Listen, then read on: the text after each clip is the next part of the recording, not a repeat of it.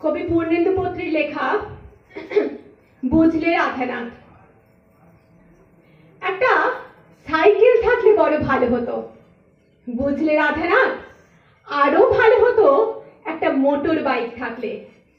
কাঠের বাক্সের কুতকুতে খরগোশ সেরকম আতুপুতু দিনকাল নয় এখন।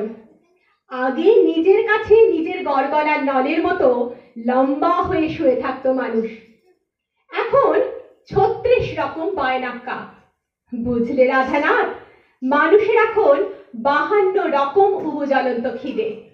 এক একটা মানুষের এখন ড্রয়িং রুম দিল্লিতে, বাথরুম ত্রিবান্দামে, আর বেডরুম ৩২-এ গুলু ওস্তাগল লেনে।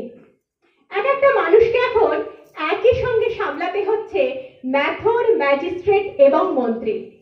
টেলিফোন নামিয়ে রাখলে টেলেক্স, টেলেক্স ফুরিয়ে গেলে টেলিগ্রাম। ব্যস্ত স্টেনোর আঙুলের মতো এ থেকে ওয়াই, ওয়াই থেকে এফ, এফ থেকে জেড এবং জি পর্যন্ত মানুষের মার দাঙ্গা দৌড়। নিজস্ব রেলগাড়ি ছাড়া, বুঝলে রাধানাথ।